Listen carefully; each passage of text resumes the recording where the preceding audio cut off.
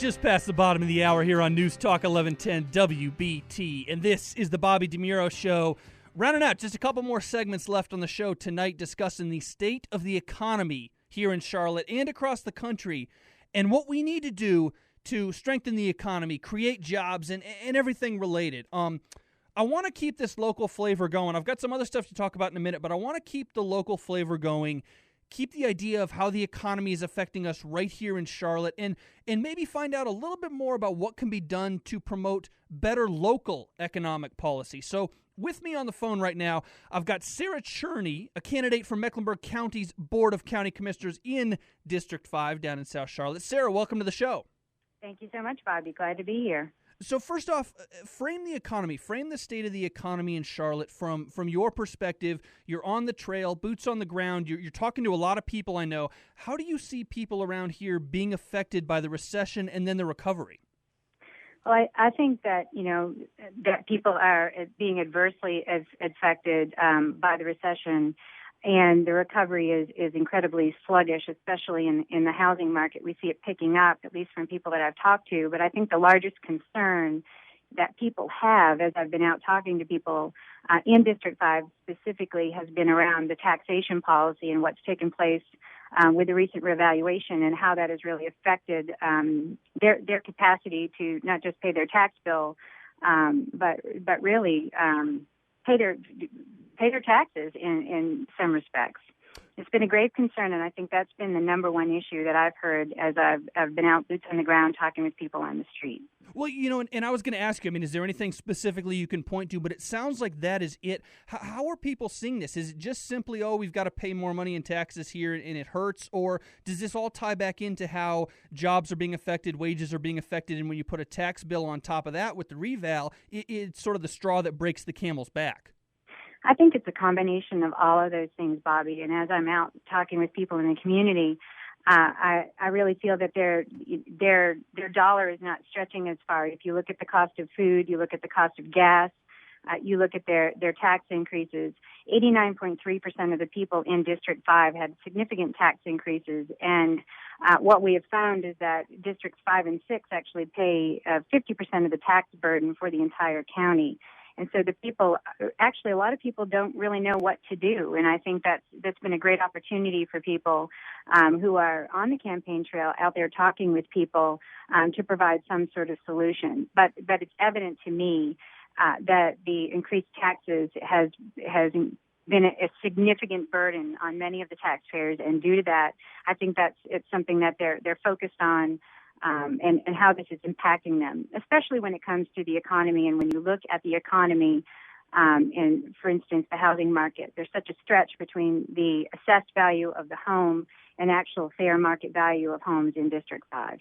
And, you say something that's been in the news quite a lot recently, and the whole, Ballantyne seceding issue, which may or may not be a serious thing, but it points to the larger picture that District 5, District 6, South Charlotte are paying what many feel is a disproportionate amount of the tax revenue in this county. Is there a policy change we can affect to see a difference here? How do you get past that and change that and make it more equitable across the county?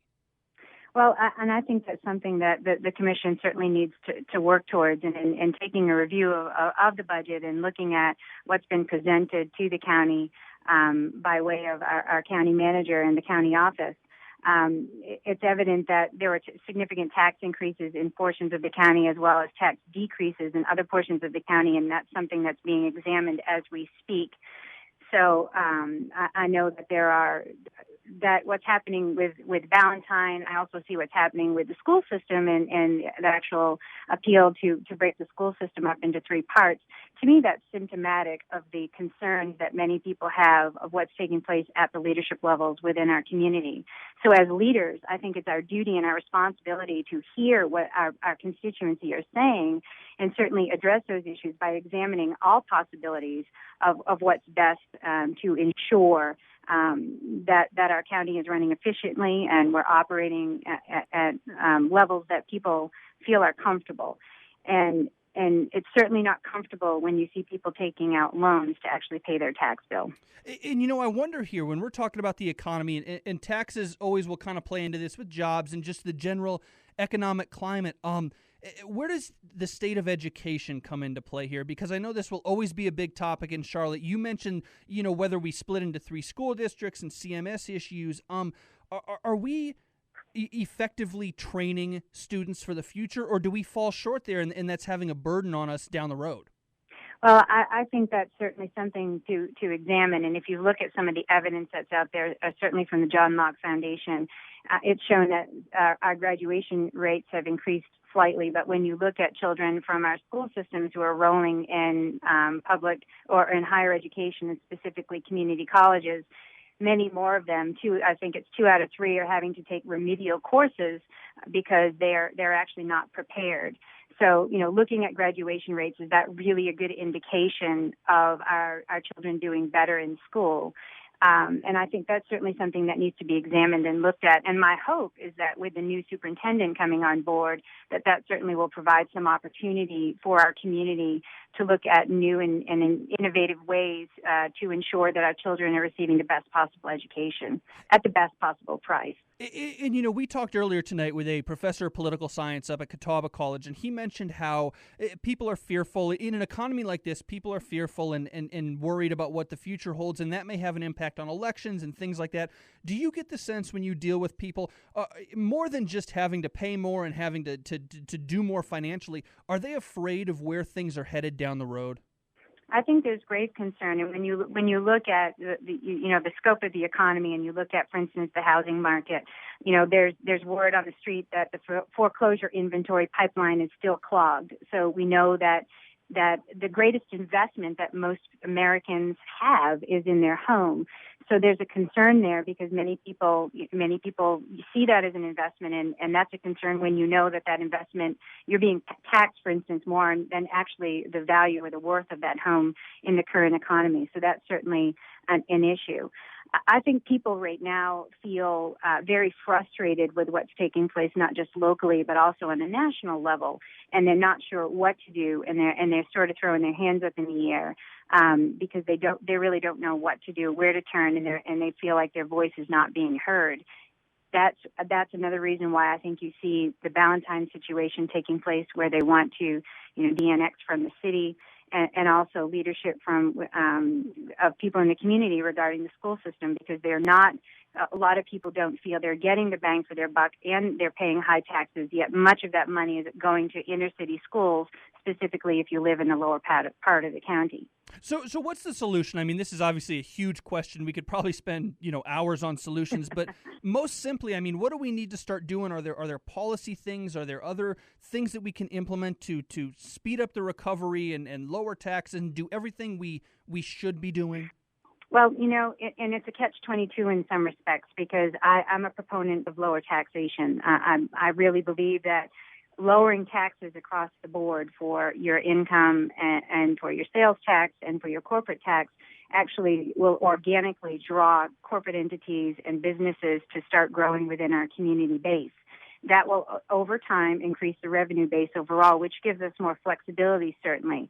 But I also don't believe that throwing money into an organization or a system that's not effective is a smart thing for us to do. So I certainly think we need to examine what's taking place within our school system. As I've talked to a lot of people, teachers, I've talked to concerned leaders, many people think that CMS is too big. I'm not advocating that it's split apart. I'm just saying that that's something that certainly needs to be looked at so that we can see, is it really too big of an entity? Is it really, is it efficient and operating effectively the way that it is? I think those things certainly need to be examined. Again, my hope is that new leadership will be able to provide some solution for that within our community. I think there's a myriad of things that need to take place, and one of them is also communication between what's happening at the commission, what's happening with our elected officials at the school board, and also with our city council. Now, are you hopeful? I mean, last question. I feel like you have to be. You've got to be optimistic to want to do this and help affect this change. But are you hopeful that we are creating a sustainable, sensible set of policies, whether it's locally or nationally, or on the flip side, has our time come and gone as an economic superpower, and we're going to see a decline from here? That's a really good question, and if I could predict that, then I'd be a mega millionaire. So, I think that's a difficult one to predict. What I can say, though, is that there are we have to get a hold and rein in on our spending at a local level as well as a national level.